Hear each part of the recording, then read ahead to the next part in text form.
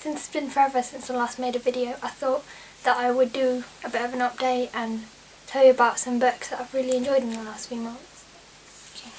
So I'm going to start with Pride and Prejudice by Jane Austen. And you're probably sitting there thinking, how have you never read Pride and Prejudice? Well, I'm just really not a fan of love stories or romance or any of that stuff. Pride and Prejudice have been on my list of books to read for like forever, and I just never got around to it.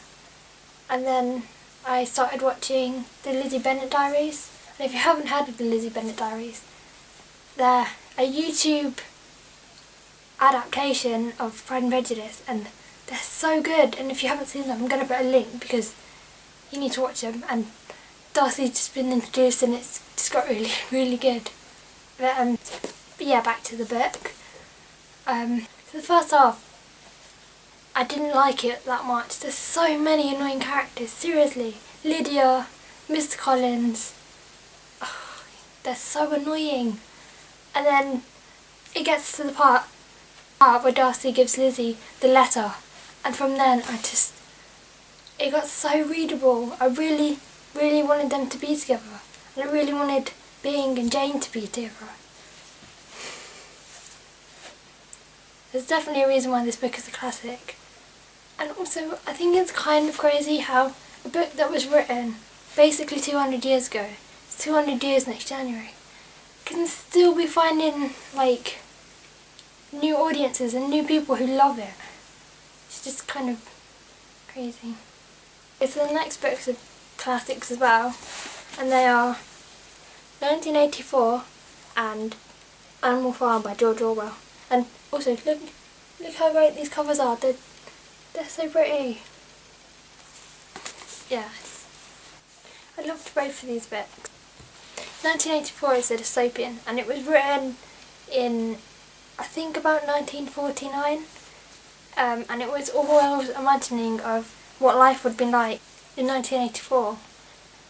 And it's like the granddad of all dystopians. It follows the character of Winston Smith as he lives in this world that is completely controlled. Like every thought, even people's speech and everything, is controlled by the party, Big Brother, which is actually where we get the stupid TV show from. And it was so good. I really liked the way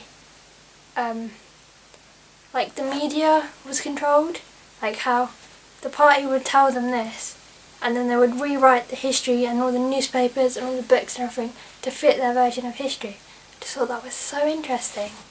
And then Animal Farm, it was so good. There were some characters I really loved, like Boxer and Clover the horses and Benjamin the donkey. I love what he was called. But it also contains one of my least favourite characters, probably in all of literature. Bloody Squealer, the stupid pig. Just, I hated the way he manipulated all the other characters.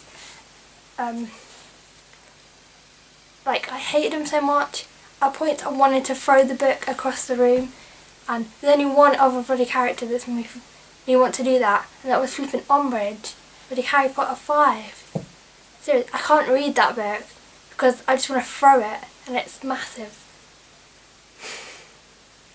Slightly off topic. Right, I should probably move on. So this is fairly recent. I only finished it a couple of days ago, and that's The Night Circus by Erin Morgenstern. And I love the cover, and look how pretty the spine is. It's really great. Yeah, so it's really pretty, but the story isn't even that interesting. The plot is that there is these two magicians, and them playing this big epic game where only one of them can win.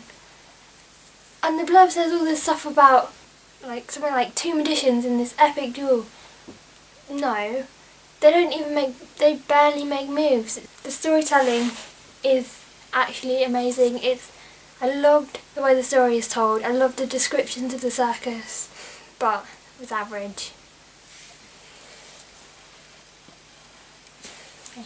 So the last two are by the same author, and they are Henderson's Boys, One Shot Kill by I was going to say Robert Pattinson. This is what happens when I film at like midnight. One Shot Kill by Robert Muchamore and Guardian Angel by Robert Muchamore. One Shot Kill is the 6th book in the Henderson's Boys series, and Guardian Angel is the 2nd book in the Aramov series. And both are great. Robert Muchamore is like one of my favourite authors because he's written these books are both from 2 different series, and he has one that's finished, and all of the books, literally there is not one book that is bad. They're all really great, and I've been reading these books since I was about 13, and they're just really great. You should definitely check out Robert Muchamore. I think that's it. What books have you enjoyed recently? Bye.